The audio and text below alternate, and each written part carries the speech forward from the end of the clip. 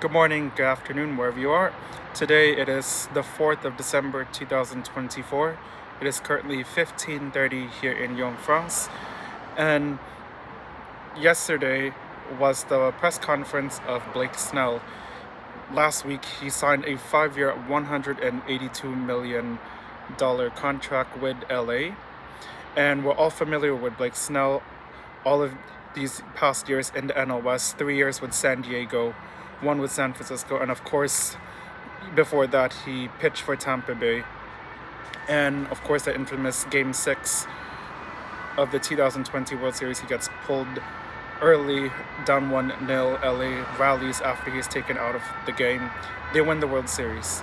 So anyway, we just signed Blake Snell, and yesterday was his press conference in LA, of course, and today happens to be his birthday. Happy birthday, Blake Snell, 32 years old.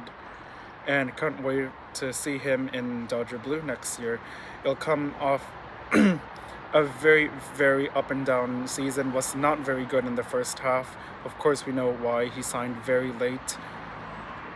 He started the season, I think, 0-3 with a 9 ERA, went on and off the injured list, and was incredible the second half, which allowed him to opt out of his second year player option to retest the free agent market, and now he lands in LA.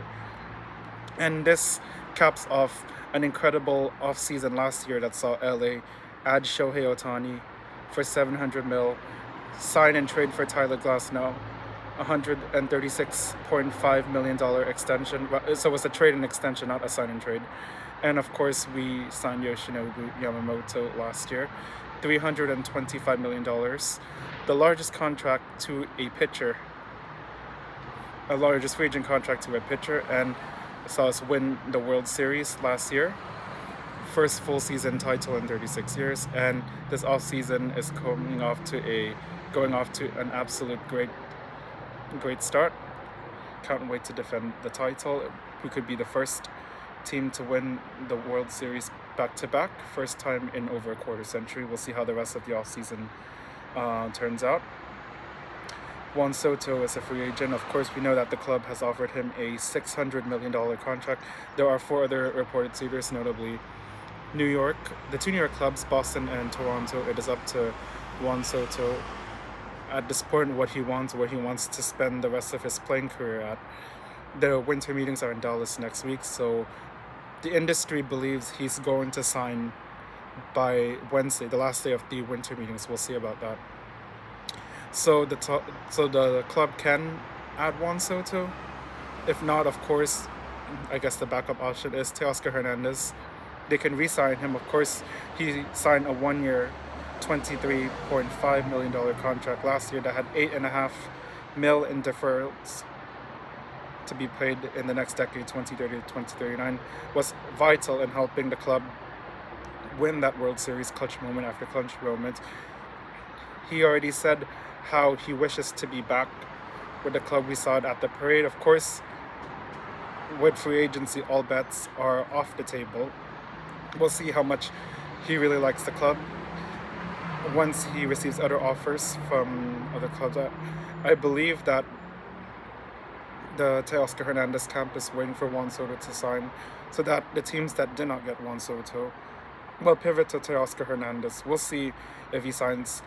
As for the club, they have to meet in the middle. They cannot expect him to take a hometown discount, and he can't be sold on going to the highest bidder, because I believe the club will be somewhat rational in giving him a fair deal, and some other club is going to overpay for him.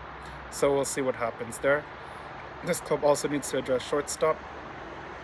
I don't know if they're going to have Tommy Edman play there full-time, because he's more valuable at center field. I'd argue he's better defensively at center field. So they don't sign Willie Adames. We'll see what the club does at shortstop. And they can also go to trade route. Garrett Crochet is available. He has 2 more years of team control. And the knock on Garrett Crochet is his injury history and his lack of innings. Last year was already a career high for him in innings, faded down the stretch.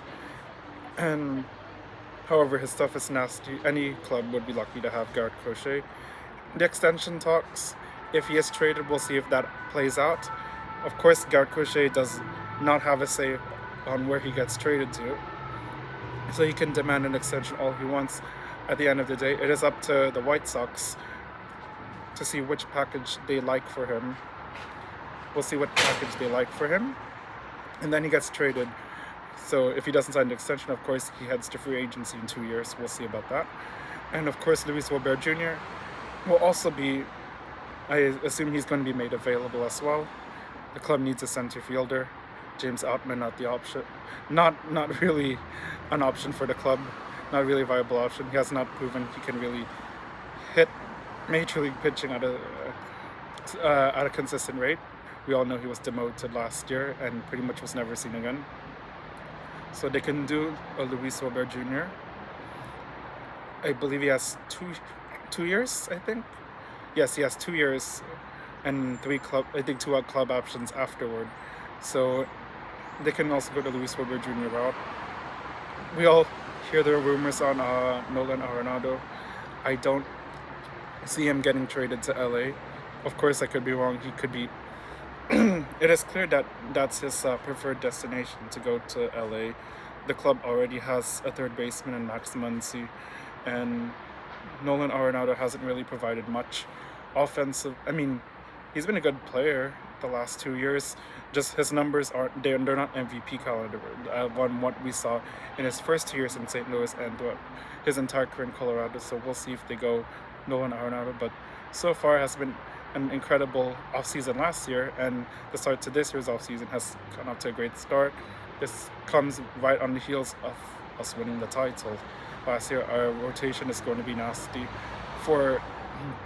especially for the playoffs, assuming that they can get Ohtani, Glasnow, Yamamoto, and Snell all fit for next October.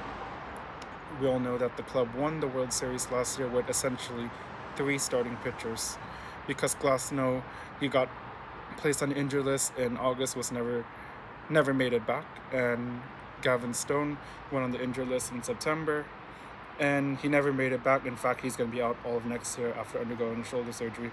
Ohtani obviously did not pitch last year because he was still recovering from elbow surgery.